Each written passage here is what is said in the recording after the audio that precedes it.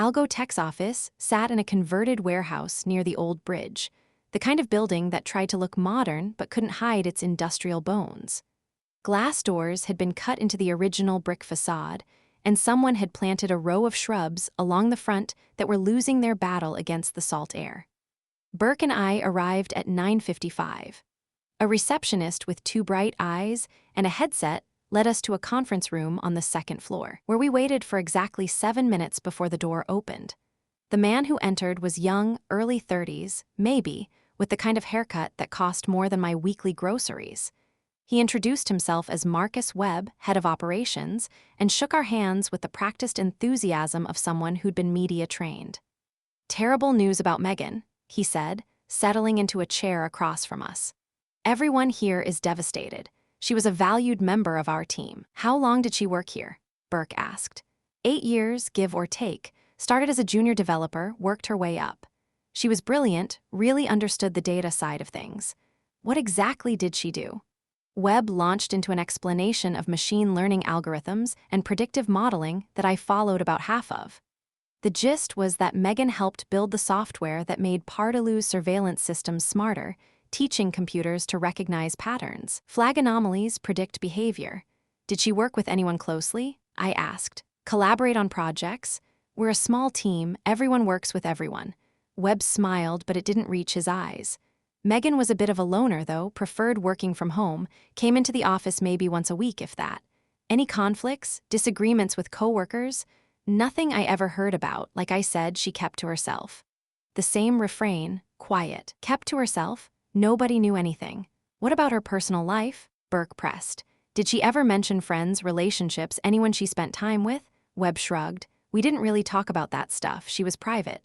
I let the silence stretch. In interviews, silence was a tool. Most people couldn't stand it, and they'd fill it with something useful just to make it stop. Webb shifted in his chair but didn't crack. "We'd like to talk to her coworkers," I said. "Anyone who worked directly with her on projects." "Of course. I'll have HR put together a list." He stood, clearly eager to end the conversation. "Is there anything else?" "One more thing." I kept my voice casual. "Your company is owned by Pardaloo Industries, correct?" Something flickered in Webb's face. Just for a moment.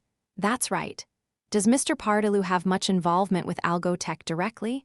"Not really. He's more of a silent investor. We operate independently."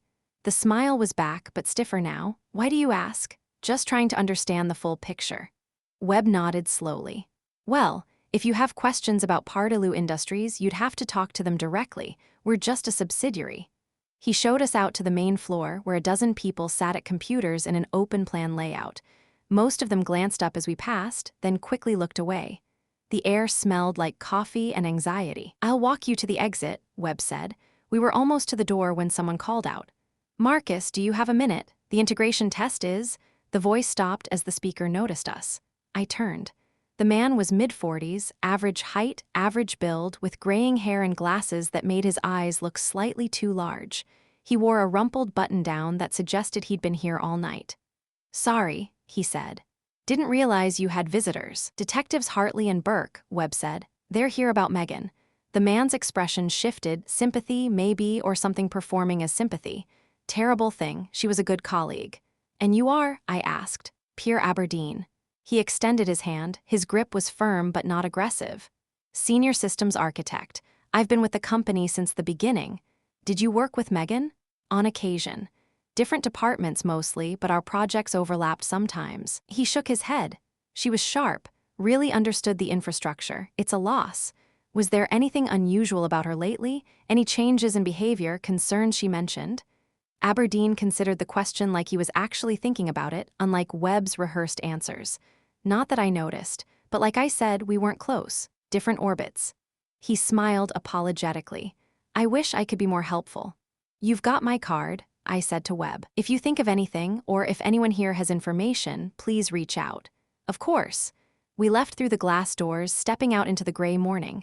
The shrubs rustled in the wind. Somewhere in the distance, a foghorn sounded. "What did you think?" Burke asked as we walked to the truck. "Webb's hiding something, too polished, too eager to get rid of us." "And the other one, Aberdeen?" I thought about him. The rumpled shirt, the two large glasses, the firm handshake. Something about him had been Off, but I couldn't put my finger on what. Seemed helpful, AI said finally. Forgettable, Burke grunted, so the opposite of web. Yeah, I climbed into the passenger seat. Let's go talk to Victor Pardalou.